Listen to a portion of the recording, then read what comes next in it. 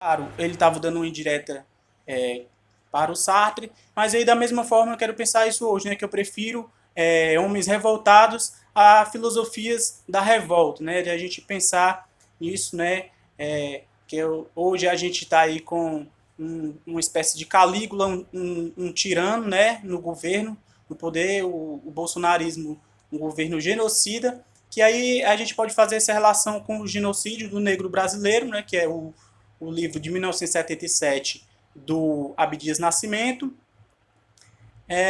e também com a questão da necropolítica, né, mais recente aí do Mbembe, eu posso falar isso um pouco mais na frente, né, mas aí queria falar dessa minha indignação, dessa revolta e um repúdio ao nosso momento atual, né, que saiu recentemente na revista The Economist, que o nosso presidente estava planejando 1,4 milhão, né, de mortos, né. Isso nada menos do que o Camus chamava de crime lógico, né. A gente pode fazer essa relação, pensando também, né, que a gente tem que falar que é um genocida neofascista, porque, como diz o Camus na Peste, né, a gente tem que chamar as coisas pelo nome. Vocês percebem que ali no começo eles ficam meio que não querendo nomear de peste, mas aí a gente precisa chamar as coisas pelo nome, como diz o Camus, né, na própria Peste, é preciso ser louco, cego ou covarde para se resignar com relação à peste, porque a filosofia camisiana e do Abdias Nascimento também, o pensamento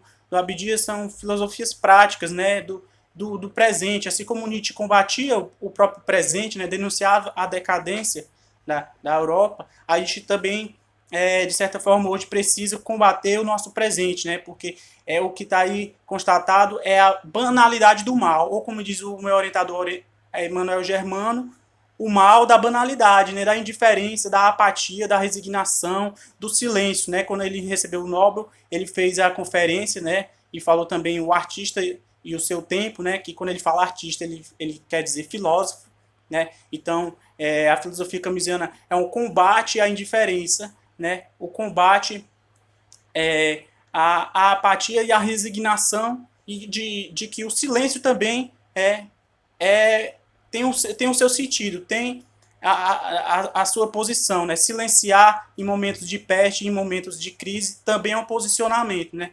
Quando o Camus critica os intelectuais que na época silenciaram, né, sobre o que estava acontecendo, o mundo quase se desfazendo, hoje ele criticaria também, né, os artistas, filósofos, pensadores que silenciam diante da nossa realidade atual, porque é uma filosofia combativa, né, à toa que o nome do jornal era combate do seu presente, né, correndo o risco de ser um pensamento datado, porém a filosofia serve como uma forma de denúncia também, né? De denunciar, né, o que estava acontecendo como uma forma de colocar a revolta em movimento, porque a revolta histórica nada mais é nada do que isso, nada menos do que isso, do que colocar, né, a indignação como uma forma de combater, né, a realidade aniquilante, esmagadora, né, das engrenagens da morte, principalmente do terrorismo de Estado. Né? Hoje a gente vê aí as populações indígenas aqui no Brasil estão sendo dizimadas, né, e nada mais, nada menos do que um crime lógico, como diria o Cambi, né, a necropolítica, o genocídio do povo brasileiro que está acontecendo, era o que o Cambi, talvez, se fosse escrever O Homem Revoltado Hoje, escrevesse sobre isso, né, porque ele fez a genealogia da revolta na Europa. Né? Aqui a gente vai falar um pouco da ancestralidade da revolta no Brasil, né, como o pensamento do Abdias Nascimento a partir do quilombismo, né, que também é um livro, se não me engano, de 68, que faz parte do pensamento do Abdias Nascimento, né, de 1968. Desculpa interromper, é só para pedir quando você quiser mudar de slide, me avise, tá? Que daí eu não tô você. Então, eu acho que a revolta é isso, né? No nosso tempo presente, a gente percebe que, como no Camus diz que é aquele que diz não, né? O revoltado é o que diz não, é meio que como o Nordeste que diz não contra o desejo fascista da servidão, né? A maior parte do país, né, escolheu um presidente que opta pela a tirania. Então, o desejo fascista, né, o desejo fascista de escravidão foi o que contaminou a maior parte do país. Então, a revolta, de certa forma, a gente pode dizer que é isso, né? Quando se diz não, né? É uma afirmação, mas também é um dizer não. Até porque... Desculpa interromper de novo. Acho que pedi para falar um pouquinho mais alto também. Vamos aproximar aqui um pouco mais da câmera. Pode passar já o slide, para o próximo slide. Ok. Aí a capa do livro, né? É um livro publicado em 82, porém ele foi escrito mais ou menos em 68. Ele fala um pouco do Camus, inspirado, né? O título, principalmente na introdução, né? E na primeira parte, que ele pega mais mesmo os conceitos de revolta e de resistência, né?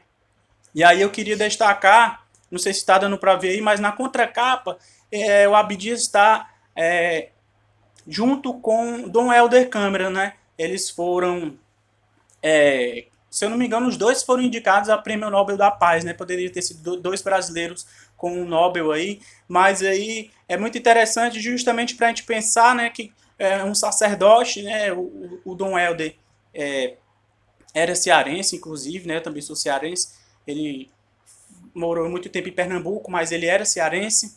E aí o que eu quero pensar com essa imagem do Dom Helder junto com o Abdias Nascimento nesse livro, né, o Abdias que foi um dos fundadores do MNU, né, o Movimento Negro Unificado contra o Racismo. Vocês podem ver isso daí naquele documentário Amarelo, muito bom, né, do Emicida, hoje aí fala um pouco do MNU, do Teatro Experimental do Negro, que aí o Camus vai conhecer, né, eles vão montar a peça Calígula e eles vão conhecer o Camus pessoalmente, o Teatro Experimental do Negro.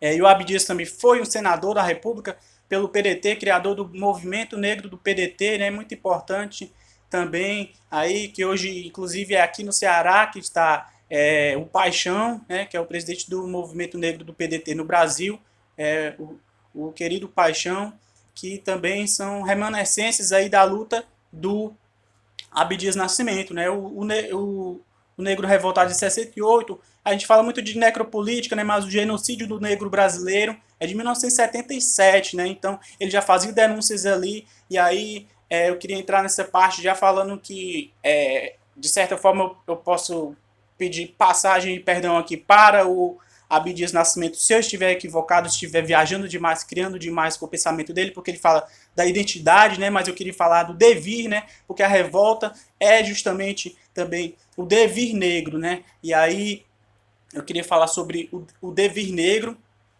que também junto com o pensamento Deleuze e Guattari, né, nesse sentido, né, nesse horizonte, porque a identidade nada mais é, na verdade, do que um pensamento da branquitude, né, do Parmênides, né, que não é só uma questão de cor de pele, de ser branco, mas de um conceito da branquitude, né, que é justamente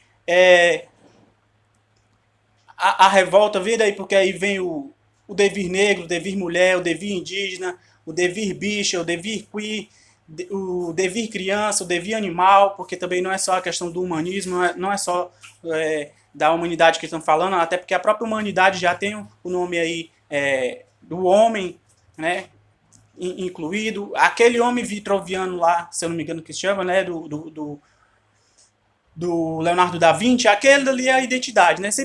A identidade sempre foi algo do padrão branco, europeu, hétero, cisgênero, e aí quando vem esses outros devires, é claro que incomoda, né? Então, esse debate sobre a questão da identidade, na verdade, o quilombismo, para mim, é uma afirmação da diferença, né? Até porque não é só uma questão de cor da pele, a gente sabe que se ele estava lá com o Dom Helder, é porque o Dom Helder era atravessado também por devires revolucionários, dos devires negros, né? Não é só uma questão de cor da pele, até porque aqui no Brasil a gente sabe que se eu for num supermercado, óbvio que eu não vou ser perseguido, e uma pessoa com a pele escura vai ser. E aí o Abdias resolve mais essa questão pensando na questão da afrodescendência, né? Um dos primeiros a colocar a população que veio da diáspora, da escravidão, né? Porque se a gente se comove com os 6 milhões de judeus que foram perseguidos, né? Além dos povos ciganos também, e outros povos que foram perseguidos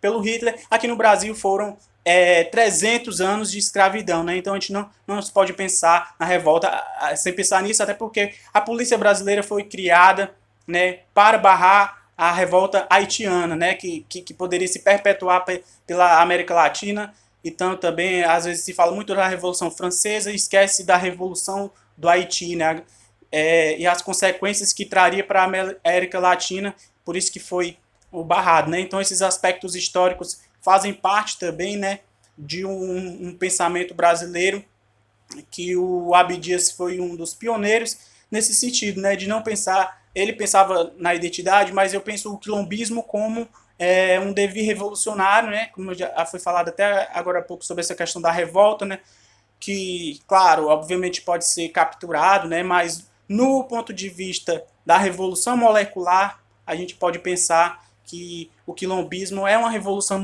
molecular, né? Por quê? Porque, por exemplo, o quilombo de Palmares, né, que o Abdias se colocava como uma pessoa descendente da República de Palmares, quando Zumbi. Inclusive, as cinzas do Abdias Nascimento foram colocadas lá na Serra da Barriga, aqui em Alagoas, aqui perto em Alagoas, né?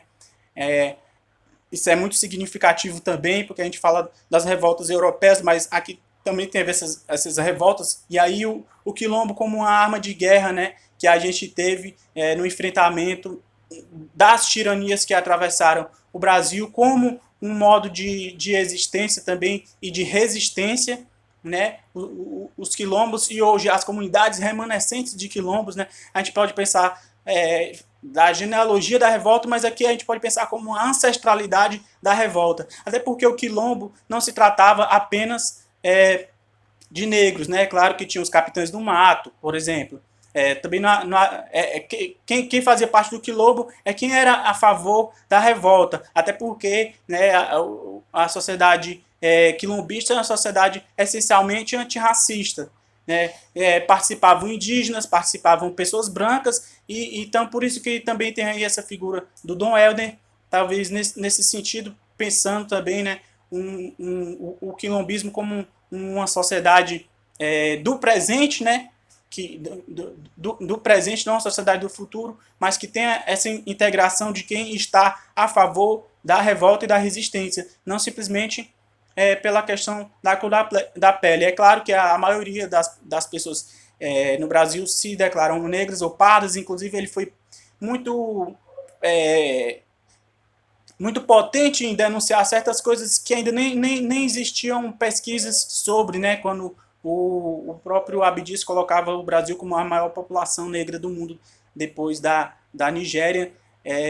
O Abdias, né, colocou essa questão e ele foi exilado para os Estados Unidos, né, então muito da pesquisa dele acabou se desenvolvendo lá nos Estados Unidos, no exterior, do que aqui no Brasil. O próprio Dom Helder também foi muito importante nesse combate da resistência na ditadura, né, e denunciou na França, denunciou fora o que estava acontecendo no Brasil, né, foram pessoas engajadas que não silenciaram diante do que estava acontecendo na ditadura e que hoje, se tivessem vivas, também estariam denunciando o que está acontecendo, assim como o Camille, né, que também gosto de ver ele como um libertário, até porque o meu orientado teve com a Catherine Camille, a filha do Camille, recentemente, e ela disse que hoje se coloca o Camille nesse horizonte libertário, né? E aí por isso que eu falo do quilombismo, porque é aqui mais próximo da gente. Se eu fosse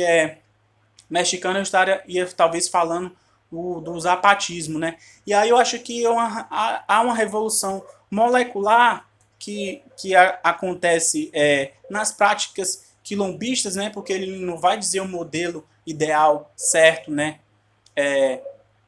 De como seria, mas a gente pode pensar como federalismo, né? Cada quilombo é uma construção, né, social. Hoje nós temos os quilombos urbanos, por exemplo, né? Se a gente pensar nas comunidades remanescentes de quilombos, o modo de vida, né? O modo de vida quilombista como uma forma de enfrentamento do genocídio do negro brasileiro, como uma forma de enfrentamento da necropolítica. A gente pode pensar nisso, né? Porque às vezes a gente fala muito de neoliberalismo e necropolítica e não pensa na superação. E aí aqui a gente teve o exemplo dos quilombos como um modo de vida, né, antifascista, né, apesar de poder ser um pouco anacrônico, mas a gente pode colocar como antitirania, um combate contra a servidão, né, contra a servidão voluntária, né, uma forma de resistência que é bem próxima de nossa, e nas comunidades remanescentes de quilombo, que se integram com as comunidades indígenas, né, porque depois da abolição, obviamente, os negros ficaram sem direitos, e aí quem acolheu muitas vezes são as comunidades indígenas, né, que tem modos de vida, né, parecido com o comunitarismo que veio na diáspora, né, com os africanos, e aí essa integração como uma forma de resistência, o Abdias não tinha respostas, vamos dizer assim, exatamente de como seria essa nova sociedade, até porque uma pessoa só dizer como seria uma sociedade quilombista seria difícil. Mas a gente pode pensar, né, principalmente no nível molecular, eu não sei no nível molar como se dá essa questão, não teria nem respostas para isso, é muito difícil diante da situação que a gente se encontra hoje. Mas no ponto de vista molecular, existem muitas revoluções moleculares, né, como já falei, dos devires revolucionários, que o devir quilombista a gente pode ver como práticas, principalmente, por exemplo, na filosofia da educação, aqui na FACED, na Faculdade de Educação da Universidade Federal do Ceará, a gente vê esse tipo de prática, por exemplo, com a doutora Sandra Petit, que ela tem um livro sobre a pretagogia, né, que é a pedagogia para pretos e não pretos, né? Um modo de filosofia da educação que coloca em prática a construção de valores, né, baseados não no eurocentrismo, né, porque o problema não é ser europeu ou ser de fora, né, também não é uma questão xenofóbica. Você é europeu, senão não estaria nem aqui citando Deleuze e Guattari. Não é uma questão sectária, né, mas de colocar as nossas vivências, as nossas práticas nesse horizonte aqui do próprio Brasil para solucionar os nossos problemas, pensando também nessa questão da cultura e da resistência, né, como modos de vida que você vê que em novembro, né, como teve essa luta do movimento negro para colocar o novembro como aniversário de morte de zumbi, acaba que nas escolas, para quem, pelo menos aqui no Ceará, né, nas escolas municipais e nas estaduais, nas escolas públicas, pelo que eu vivenciei, existe uma potência muito grande, né, de criação de valores, né, antirracistas a partir de práticas, de certa forma, quilombistas, né? Então a educação também como uma forma de saída da necropolítica, para a gente também não ficar apenas na questão teórica, né, mas desenvolver ferramentas práticas, né, de superação, que isso também faz parte da revolta, né, como coloca o Camus, né, quando a gente diz não, basta, já basta, né, não é uma questão de ressentimento também, até porque também, como diz o Camus, né, obrigado aí, Giovanni, passou a tela, justamente, o homem revoltado vai colocar que a revolta não nasce apenas, né, da situação de quem sofre, né, mas também a questão da empatia, né, e da solidariedade que nasce a partir dessa consciência de que nós estamos todos no mesmo mar. Não queria nem dizer no mesmo barco, nós estamos no mesmo mar, só que algumas pessoas estão num barco de papel e outras estão num iate. Então, existe essa condição injusta, e aí a filosofia um modo de vida de denunciar também as injustiças no momento presente, né? E não ficar indiferente, não ceder à apatia e à resignação. E aí a gente pode pensar também os quilombos urbanos hoje como essa forma de enfrentamento, por exemplo, o MNU, né, o Movimento Negro Unificado contra o Racismo, está na ativa aí com várias práticas quilombistas, né, que às vezes não tem tanta visibilidade, mas para quem vive ali sabe como está acontecendo, para a gente também não ficar pensando apenas nas coisas ruins que estão acontecendo, mas, por exemplo, a CUFA também, né, Central Única das Favelas, são formas de quilombos urbanos, né, que hoje potencializam uma filosofia quilombista como uma prática, né, de valores que, de certo modo, são da ancestralidade da resistência do povo negro, né? Então, são atravessados pelo devir negro. No caso do Abdias Nascimento, acho que pode passar, Giovanni. Ele criou o Teatro Experimental do Negro, no caso, eles montaram a peça Calígula e o Camus foi assistir a um ensaio, né? Foi bem interessante isso, né? Porque o Calígula é um personagem conceitual que se encaixa em vários momentos, né? Se a gente colocar um tempo atrás, o Calígula poderia ser o Bush ou o Donald Trump, né? Por exemplo. Se a gente colocar hoje, eu não sei nem se o nosso presidente poderia ser o Calígula ou se ele seria o cavalo do Calígula, né? Porque o Calígula nomeou um cavalo, se eu não me engano, para um cargo. A gente está numa situação tão crítica que eu não sei nem se o Calígula daria conta de denunciar. Mas o Calígula, quando apareceu, poderia se pensar que ele era um Hitler, né, por exemplo. Então, um personagem conceitual que tem muita potência, porque, de certa forma, poderia ser até uma forma de driblar a censura, não sei, né, porque quando se coloca em prática o pensamento, é óbvio que se corre um risco ali, era um engajamento clandestino. O Sartre fez isso, fez uma peça de época, né? Não me lembro, recordo agora qual, mas justamente para driblar a censura, porque diz, não, a gente está falando de algo do passado. Assim como as músicas, né, durante a ditadura militar, aqui tinha as metáforas, tinha as formas de driblar a censura, né, e passar a mensagem, né, porque um pensamento revoltado também corre riscos, né? A gente sabe que, como aconteceu hoje com os professores e as professoras da Universidade Estadual do Ceará, né? A gente sabe que exige coragem, né? O Camus no combate estava todo o tempo ali suscitando, né, o povo a ter essa coragem de enfrentar, porque justamente a revolta histórica é isso, né? Acho que pode passar aí, Giovanni, o próximo slide. Quanto tempo ainda tenho? Você tem. Tá com 23 minutos agora. Tem aí mais uns 10 minutinhos. Na verdade, eu não estou conseguindo ler daqui as citações, mas justamente. Pois seria ótimo. Por gentileza. É epígrafe do homem revoltado. Em livro é revoltado, né? O livro do Abdias. Eu me revolto, logo nós somos. E em francês ali, je me revolte, donc nous sommes, né? Desculpa aí pelo meu fazer muito bom, mas é a citação original em francês, né? Também. Então, o Abdias coloca algumas epígrafes no livro, né, para jogar a ideia principal do conceito de revolta, que ele pega a questão da revolta e da resistência, né? Ele coloca isso, né, que eu me revolto, logo nós somos, que está justamente na introdução do que o Camus faz essa brincadeira, de certa forma, com o Descartes, né, que vai dizer penso, logo existo, né? Então ele vai colocar essa questão da revolta como uma condição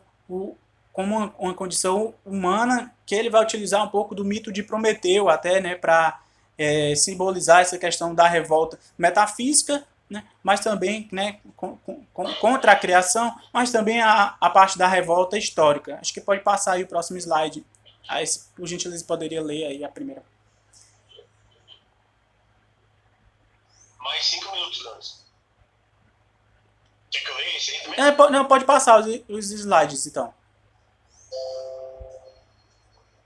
Pode passar, porque aí não vai dar tempo eu ler tudo.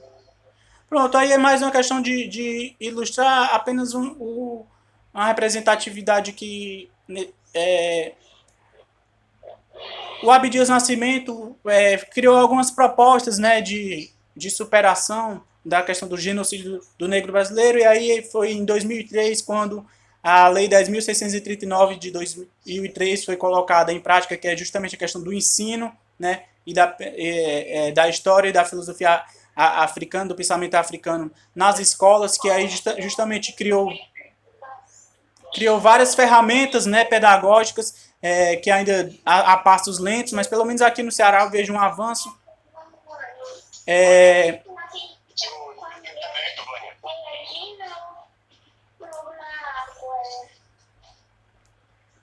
Então, ele não ficou só na teoria, né? Colocou, de certa forma, em prática também a criação da COPI, né? Que foi ainda existe alguns municípios, né? Que é a questão da Secretaria da Igualdade Racial, que promoveu deveres revolucionários negros muito importantes durante esse período e que foi, depois do golpe, foi sendo esvaziado, mas que, de certa forma,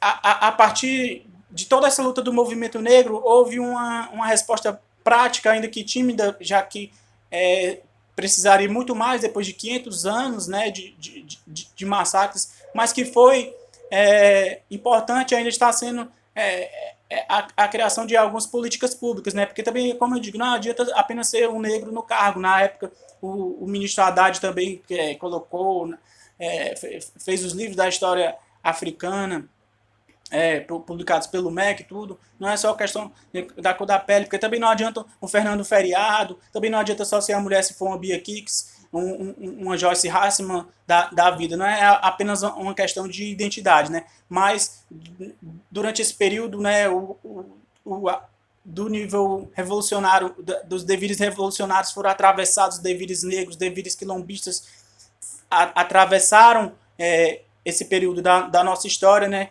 E foram muito importantes como uma forma prática de colocar, né, a revolta em movimento, né, de colocar a revolta histórica contra a apatia, contra a resignação, como eu venho enfatizando, mas também pensando numa filosofia prática, né, uma filosofia como modo de vida, né, e aí vocês podem até pesquisar por aí outras referências do que é o modo de vida quilombista, né, só a último slide aí, só para fechar as referências bibliográficas, né, esse artigo aí, o próprio Homem Revoltado, que eu até não falei tanto aqui sobre o próprio Homem Revoltado, porque o evento já está falando sobre, né, e aí eu acredito que podemos aprofundar mais sobre os conceitos do Homem Revoltado ao longo do evento. Eu quis dar mais ou menos essa pincelada, né, de um pensamento do Abdias Nascimento, por ele ser brasileiro, né, também,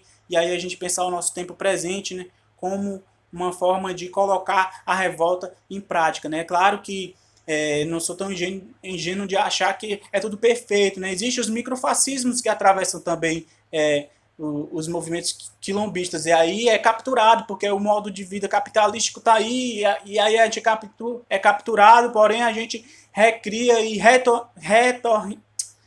reterritorializa, né? A gente está sempre nesse movimento, né? Já que o sistema, o racismo é estrutural, então às vezes a gente é capturado também por isso, né? Também não é simplesmente o bonzinho contra o mal. Às vezes existe também os microfascismos, mas justamente o quilombismo é uma forma de tentar superar até nas micro-relações também essas questões, né? Em direção a uma sociedade que pelo menos seja menos desigual, pelo menos nesse sentido, né? Mas aí colocando o quilombismo como também parte de uma filosofia da diferença, né? Combativa, e aí são questões mais intuitivas e de vivências que eu tive do que propriamente uma teorização do que seria o devir quilombista, né? Mas eu acho que talvez o Abdias fosse vivo não. Os 30 minutos aqui, se quiser concluir aí. Não, já. Então, posso ficar aberto para as perguntas já, então acho que. Muito bem, muito bem. O Leandro, ele faz uma leitura sempre incisiva de caminho, sempre na prática política, uma leitura muito política, né? Sempre. Acho que esse é o grande diferencial do Leandro como pesquisador. No Drive que eu comprei aqui tem vários artigos e outros materiais que caminham nesse sentido. Eu acho muito interessante, né? Uma leitura bem única. E ele sempre é incisivo, né? Eu acho que é interessante fazer esse aporte entre Abdias Nascimento e Camus, até porque eu não sei se eu entendi muito bem, mas parece que o Negro Revoltado é meio que uma espécie de referência a Camus por si só, né? E ficando as questões mais voltadas para esse esporte também. E, em particular, eu gostaria de fazer uma pergunta da participação do Abdias. Você já discutiu no grupo uma vez lá, da participação do Abdias Nascimento, integralismo, alguns desses problemas do totalitarismo e fascismo, etc., sabendo do histórico desse movimento integralista no Brasil. Assim, ele participou na juventude, assim como o Dom Helder também, mas aí justamente depois ele deu que meio que um de Felipe Neto, né? O Felipe Neto era golpista e agora está considerado progressista, né? Ele foi do integralismo, assim como o próprio Dom Helder também foi capturado pelo integralismo, mas depois ele é parecido, acho que, com o Camus no sentido de que é uma esquerda não marxista, né? Eu acho que também é atacado dos dois lados, né? Ele vai pensar o quilombismo justamente para se diferenciar do socialismo, né? Porque na época existe a questão do socialismo real, que a gente já discute muito sobre isso, quem é camusiano, principalmente a questão do marxismo. E aí ele vai pensar numa terceira via nesse sentido do quilombismo, né, como uma prática pensando na ancestralidade brasileira, né, que aí ele, apesar de ter sido, assim como o Dom Helder, integralista no período anterior, depois ele dá essa reviravolta, né, e aí, como ele foi exilado, ele vai construir o pensamento dele mais fora, mas que tem, né, ressonâncias ainda hoje aqui no Brasil.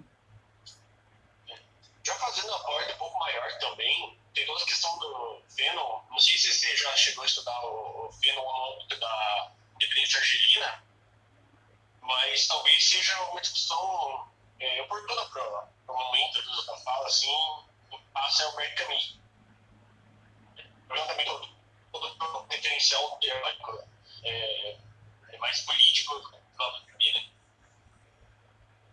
É porque cortou, eu acabei perdendo uma parte. Se puder repetir. Então, eu gostaria de perguntar, assim, mais para desenvolver essa questão da independência argelina, considerando as posições do Fanon, né, que é um pensador relevante no pensamento negro, né, e considerando também a própria leitura que o Camus faz da independência argelina. Sim, o Frantz Fanon é o psicanalista, né, que inclusive o prefácio do livro dele é do Sartre, né? E aí essa questão argelina, de certa forma, o Camus queria uma coisa que seria parecida hoje com talvez com as Guianas, né? A Guiana francesa, uma integração, até porque questionava de realmente quem é o indígena ali na Argélia, porque, enfim, um golpe atrás de outro, né? Uma colonização atrás de outra, os árabes. E aí, esse debate com o Fanon tem a questão do Camus, que é central, é a questão da violência, né? De como fazer, assim como hoje a gente se questiona, né? Como dialogar com um miliciano, né? Que está no poder. Como dialogar com um fascista. Da mesma forma, como ele iria dialogar com a FLN, né? A questão da violência é que é central aí, que tem a questão da mãe dele, né? Que ele inclusive tinha medo de que ela morresse, né? Ele queria evitar um banho de sangue na Argélia, como foi a Batalha de Argel, que acho que um ano depois dele falecer, inclusive, né? Então ele se afastou desse tema porque a questão da responsabilidade dos intelectuais também, se ele diz uma palavra a mais, né, seria um banho de sangue para um lado ou para o outro.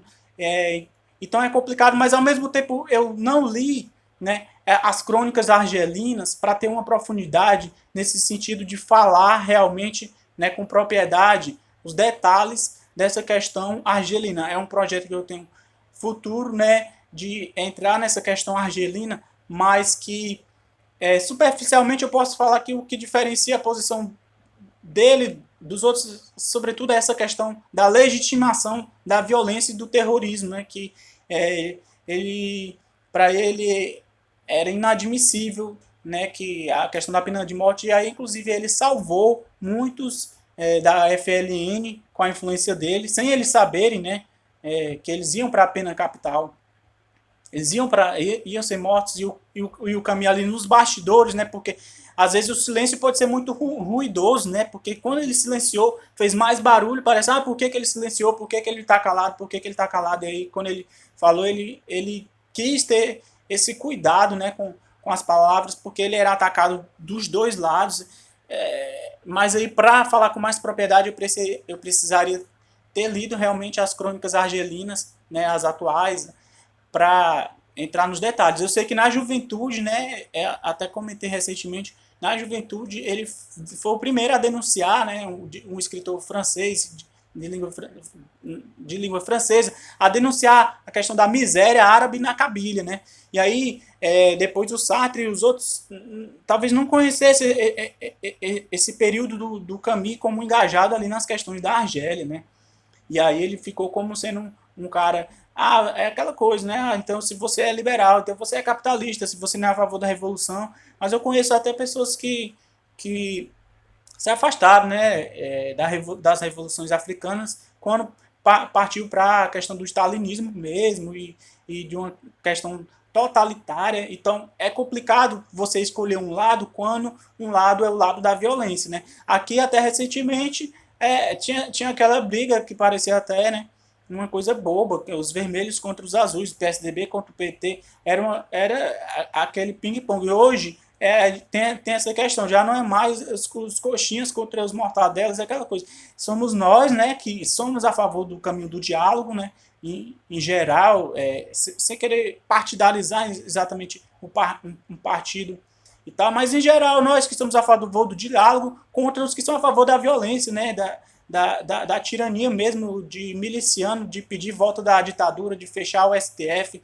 toda essa questão. Então, a gente que é a favor do caminho do diálogo está num momento muito difícil e também, assim como no momento dele, né, que era um momento complicadíssimo por essa questão da violência, né?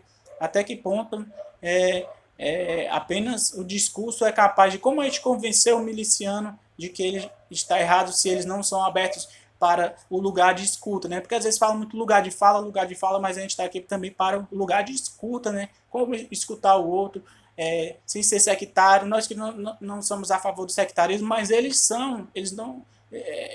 Existe um lado no Brasil hoje que, assim como na Argélia, a FLN, né? Não queria ouvir, eles querem a violência. É complicadíssima essa questão da violência. Muito obrigado. Só queria deixar registrado aqui os elogios, né? Todo mundo falando dessa pertinência aí da tua fala, puxando atuar, etc. Acho que ninguém mais tem alguma questão, algum comentário a fazer, mas se tiver. Acho que o Igor não. O Igor levantou a mão? Eu já vou, enquanto isso. Oi, eu queria só um rápido comentário. Dá ainda?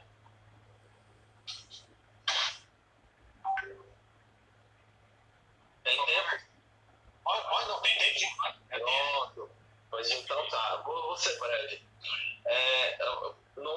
Já falei do Rafael, né? Mas o Rafael já foi embora, então já fiz uma pergunta para ele. Leanderson, parabéns pela tua apresentação, muito boa. Um link, né? Uma ligação aí muito pertinente entre duas figuras que se conheceram, né? O Abdias e o Camus se conheceram, né? Antes da visita até do Camus ao Brasil, né? 47, quando ele pede a licença para encenar Calígula, e posteriormente 49, quando o Camus vem e realmente quer conhecer como é que é esse teatro experimental negro e tudo mais. Há uns relatos lá nos diários de viagem. A gente vê aí como é que funciona, como é que o Camus ama tanto, né, a arte, né? E aí se desprende das palestras, das coisas, e aí se envolve, né, com essas essas histórias, esses episódios são marcantes. Né? Te confesso que eu não sabia, né, desse livro. Vou procurar, vou ver se tem PDF, vou ver se tem na estante virtual, sei lá, vou dar uma olhada, porque já pelo tema, né, já é algo que um camisiano deve se preocupar, porque o homem revoltado, quando se fala, né, do homem revoltado, o Camus está falando de todos, né? O Camus está falando do negro, está falando do árabe, está falando de todo, né? Está falando da humanidade. Porém, contudo, a gente precisa sim ver essa questão da escravidão, essa questão da morte do negro acontece hoje a cada dia que passa, né? Recentemente, a Kathleen Romeu, né, foi morta quando estava entrando na favela, grávida, né, de meses. Então, isso é uma coisa que não está sendo noticiado, né? A gente soube isso através das redes sociais, né? E com ela, e várias outras pessoas, né? Vários outros estão morrendo por causa da cor da pele, né? Então, realmente, é uma fala muito importante que você traz aqui para a gente, né? Esse livro, né? Vou dar uma olhada aí depois, com certeza. Né? Até mesmo para, como você disse, não é só necropolítica, né? Mas também ver que tem uma produção muito forte aqui no Brasil, né? Outro livro muito bom nesse sentido é o Racismo Estrutural, né? Do professor Silvio. Então, tem uma produção aqui boa, né? A filósofa também, a tia Lila Ribeiro, né? Então, você fazer esse resgate é muito importante, te agradeço muito e com certeza eu vou atrás. Obrigado, viu, Leandro?